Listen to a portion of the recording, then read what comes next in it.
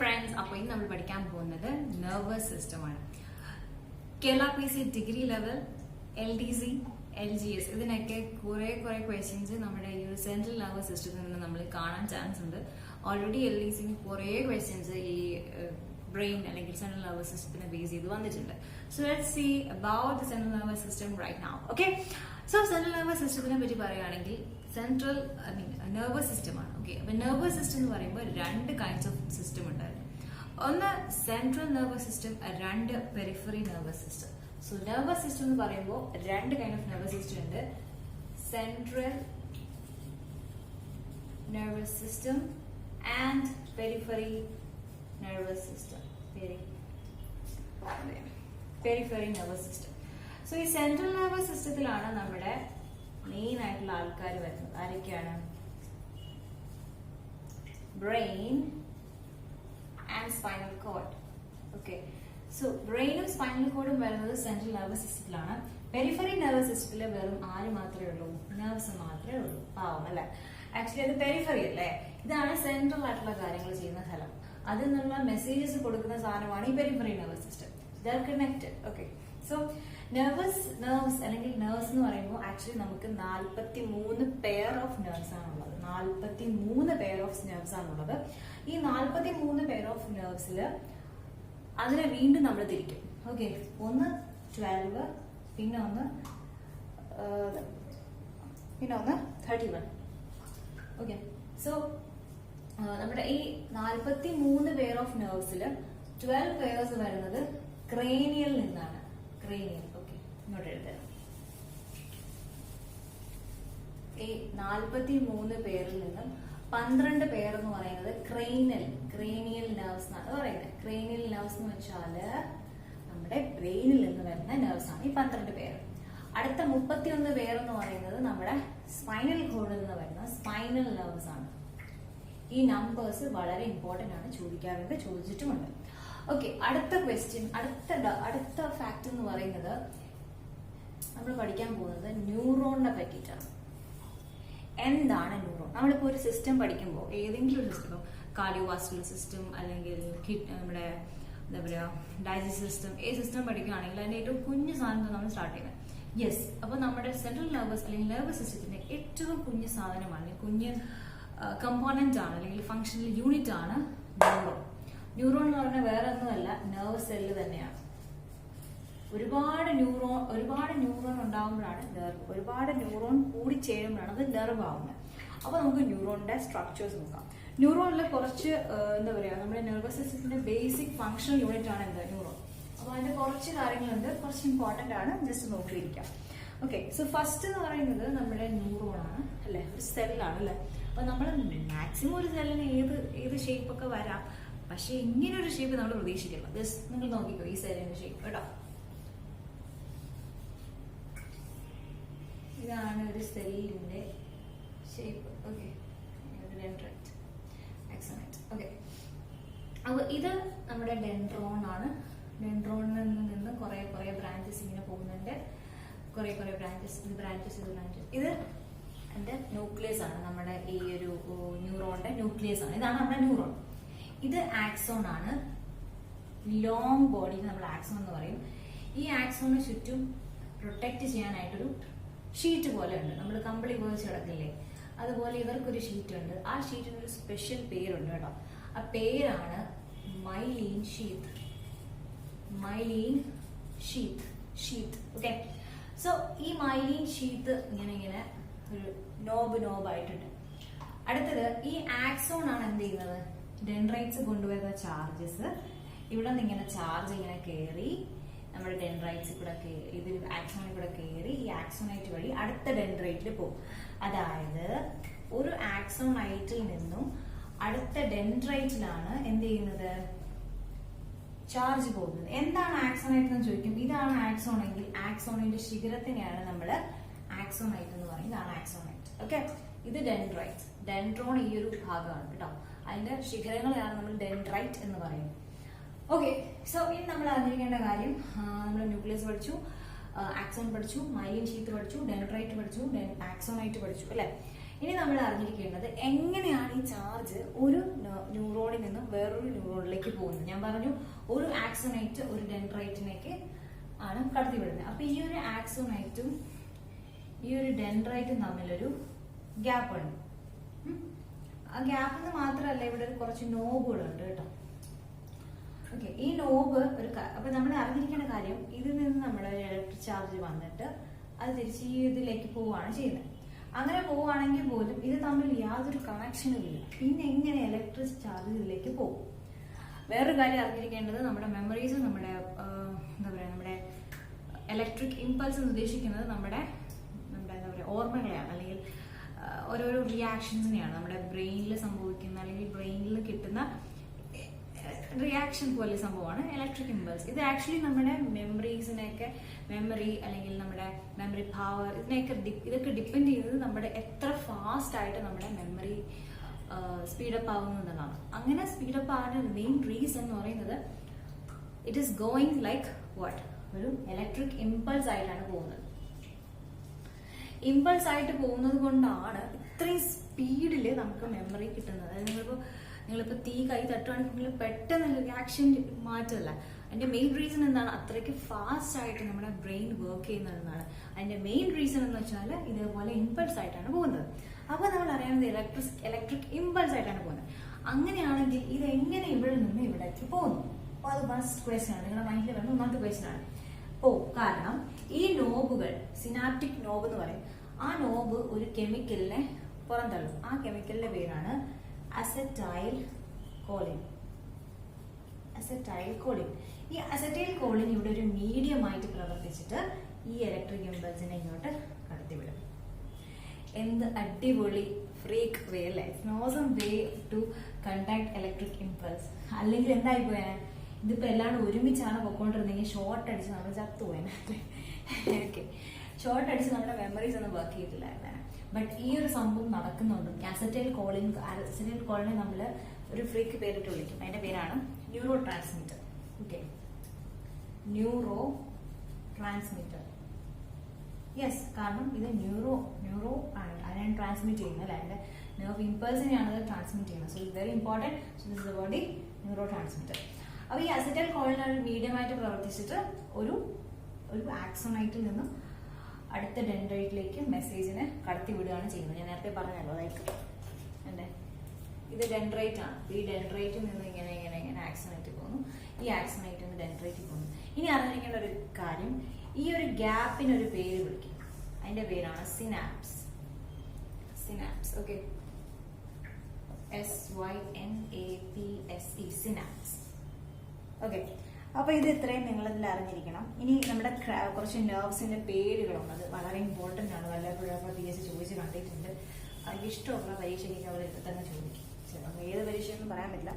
So anyway, ഇനി കുറച്ച് cluster of cells ഉണ്ട്. Cluster of cells which are found like ഒരു ടൈനി ഗ്ലോബുലർ സ്ട്രക്ചർ പോലെ കാണും നമ്മുടെ നെർവ്സിൽ. അതിനെ പറയുന്ന പേരാണ് നെർവ് ഗാംഗ്ലിയോൺ. എന്താണ്? Nerve ganglion. So cluster of cells which are form like A cluster ആയിട്ടിരിക്കുന്ന ഒരു ടൈനി ഗ്ലോബുലായിട്ട് ഒരുമിച്ചിരിക്കും. അതിനെ പറയുന്നതാണ് നെർവ് ഗാംഗ്ലിയോൺ. നമ്മുടെ ന്യൂറോൺ തന്നെ ഒരുമിച്ചിരിക്കുന്നതിനാണ് നെർവ് ഗാംഗ്ലിയോൺ എന്ന് പറയുന്നത്. അടുത്തത് നമ്മുടെ എന്താണ്, കുറച്ച് ന്യൂറോൺ ഉണ്ട്. Inter neuron. ഇന്റർ ന്യൂറോൺ വേറൊന്നുമില്ല. ഇപ്പോ നമ്മുടെ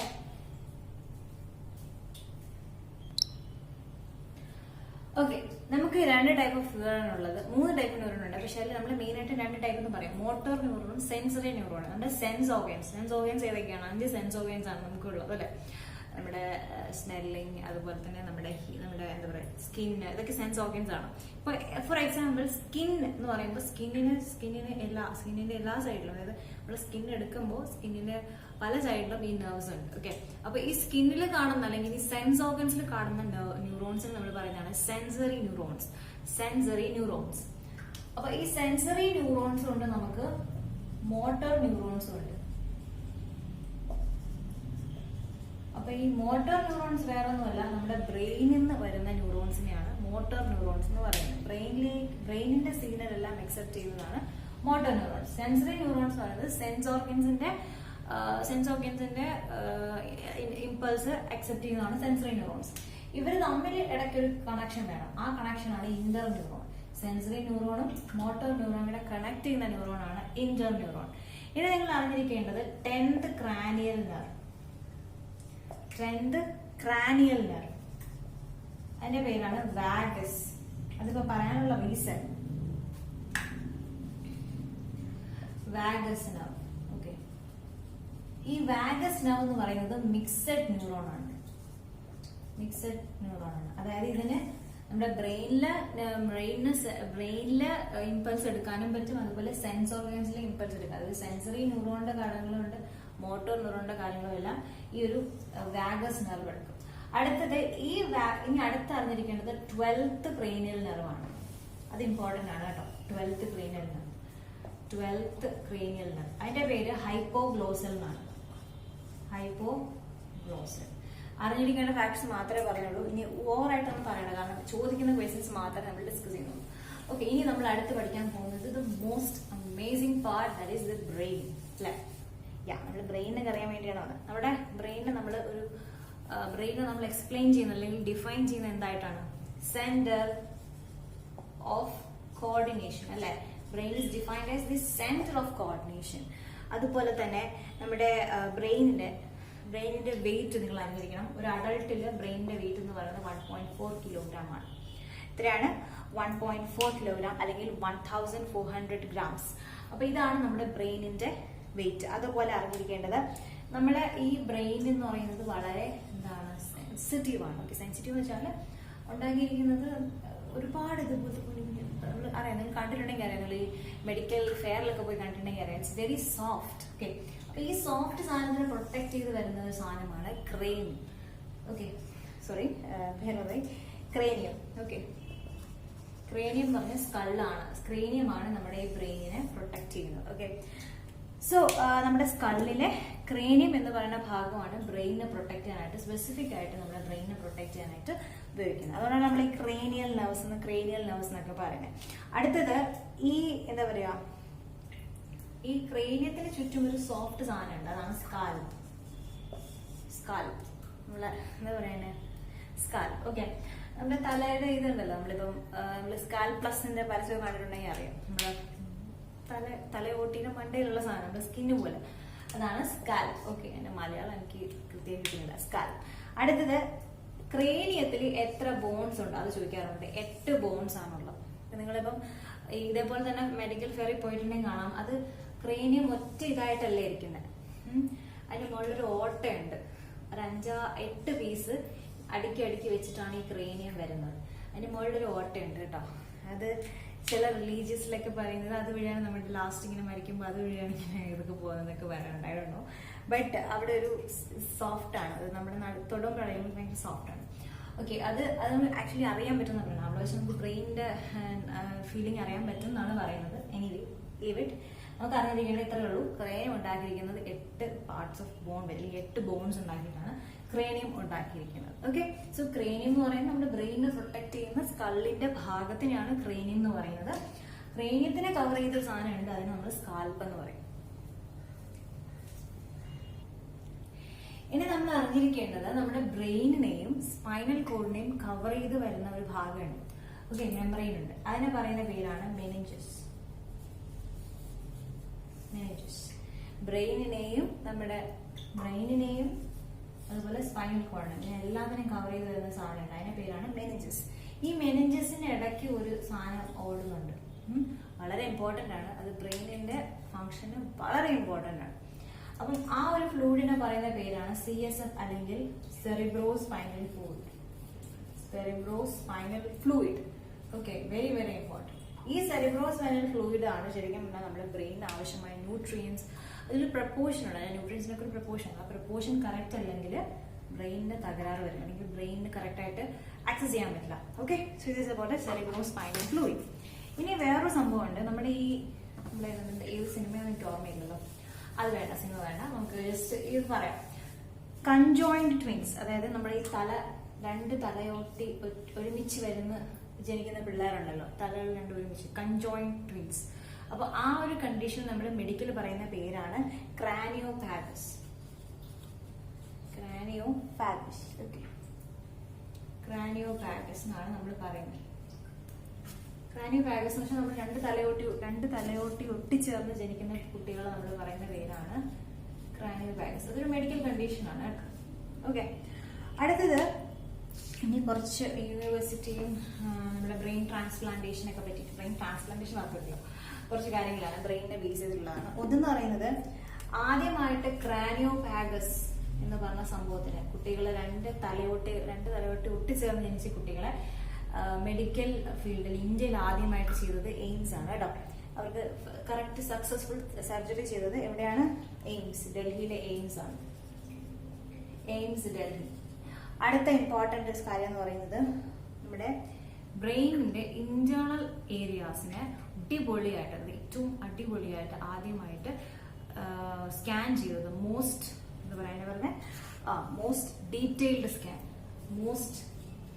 ഡീറ്റെയിൽഡ് സ്കാൻ ചെയ്ത ഒരു യൂണിവേഴ്സിറ്റി ഉണ്ട് കേട്ടോ. അതായത് നമ്മുടെ ബ്രെയിനെ വളരെ വലിയ രീതിയിൽ ഡീറ്റെയിൽഡ് ആയിട്ട് സ്കാൻ ചെയ്ത യൂണിവേഴ്സിറ്റി ഉണ്ട്. അതിന്റെ പേരാണ് കാർഡിഫ് യൂണിവേഴ്സിറ്റി. കാർഡിഫ് യൂണിവേഴ്സിറ്റി, ബ്രിട്ടനിലുള്ള കാർഡിഫ് യൂണിവേഴ്സിറ്റിയാണ് നമ്മുടെ ബ്രെയിനിനെ വളരെ വലിയ രീതിയിൽ സ്കാൻ ചെയ്തത്.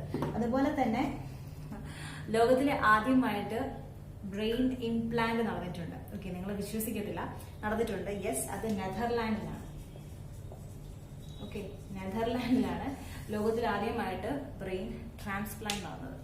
ഓക്കെ, ഞാൻ ഈ ബ്രെയിൻ ട്രാൻസ്പ്ലാന്റേഷൻ എന്ന് പറയുമ്പോൾ ഞാൻ ചിരിക്കുന്നത്, ഞാൻ ഫ്രണ്ട്സ് സീരീസ് ഓർത്തിട്ടാണ് ഞാൻ ചിരിക്കുന്നത് കേട്ടോ, വേറെ ഒന്നും നിങ്ങൾ വിചാരിക്കും. Okay, so this is about the A. First എന്ന് പറയുന്നത് ക്രാനിയോഫാഗസ്, അതായത് രണ്ട് തലയോട്ടി ഒട്ടിച്ചേർന്ന് ജനിക്കുന്ന കുട്ടീനെ സർജറി ചെയ്ത് നമ്മുടെ ഇന്ത്യയിലെ ആദ്യത്തെ ഹോസ്പിറ്റലാണ് എയിംസ് ഡൽഹി. അതുപോലെ ഏറ്റവും കൂടുതൽ ഡീറ്റെയിൽ ആയിട്ട് നമ്മുടെ ബ്രെയിൻ സ്കാൻ ചെയ്തത് കാർഡിഫ് യൂണിവേഴ്സിറ്റി, ബ്രിട്ടൻ. അതുപോലെ ലോകത്തിൽ ആദ്യമായിട്ട് ബ്രെയിൻ ട്രാൻസ്പ്ലാന്റ് നടന്ന സ്ഥലം നെതർലാൻഡ്. ഓക്കെ, സോ ഇനി കുറച്ചുകൂടെ കഴിഞ്ഞിട്ട് നമുക്ക് നിർത്താം. നമ്മുടെ ബ്രെയിനിൽ മെയിൻ ആയിട്ട് 3 ഏരിയാസ് ആണ് ഉള്ളത്. ഒന്ന് ഫോർ ബ്രെയിൻ, പിന്നെ മിഡ് ബ്രെയിൻ, പിന്നെ hindbrain. Okay, so forebrain എന്ന് പറയുന്നതിൽ സെറിബ്രമും അതുപോലെയുള്ള ഒരു സാധനമുണ്ട്, ഡൈഎൻസിഫാലോൺ.